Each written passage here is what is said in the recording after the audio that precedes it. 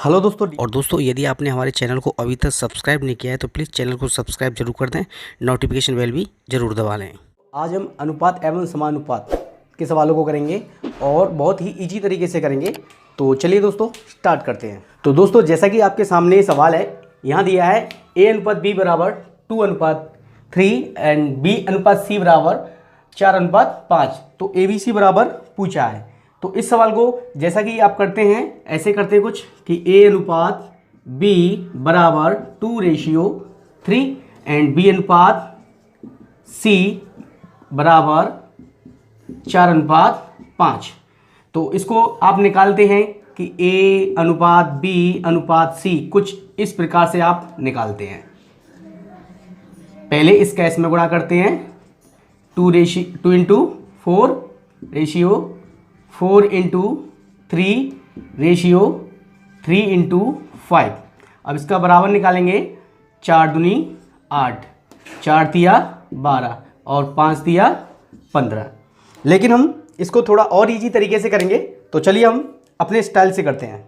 तो दोस्तों इसे हम अपने तरीके से करते हैं। यहाँ दिया है a अनुपात b बराबर 2:3 और दूसरा दिया है b अनुपात c बराबर 4:5।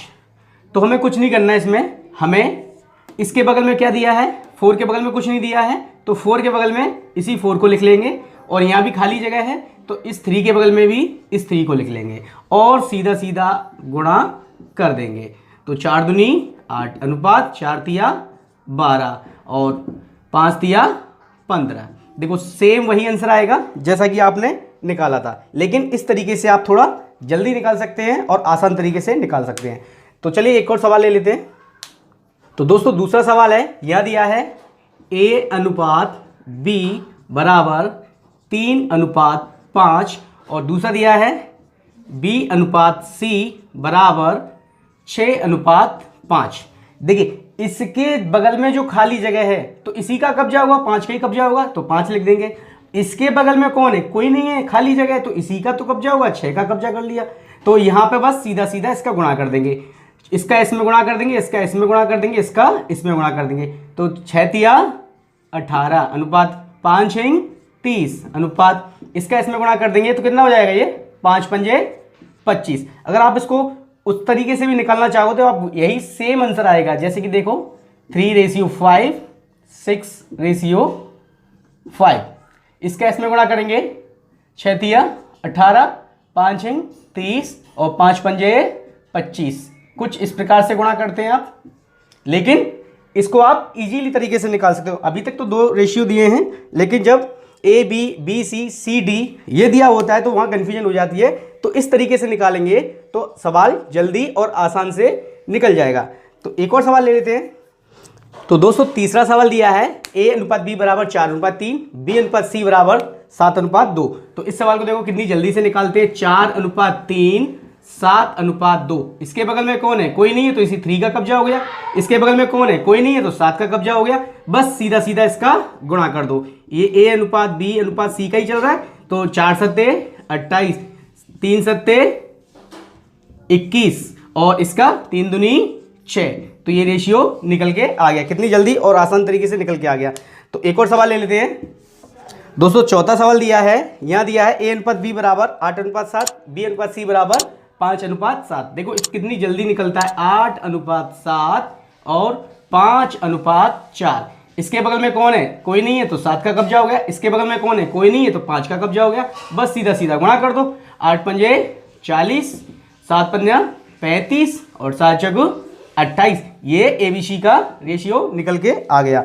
अब जो भी पूछे कि a अनुपात b बराबर क्या होगा, c अनुपात b बराबर क्या होगा, कुछ भी पूछे आप आसानी से यहाँ से निकाल सकते हो। तो एक और सवाल ले लेते हैं, फिर नेक्स्ट टाइप पे चलते हैं।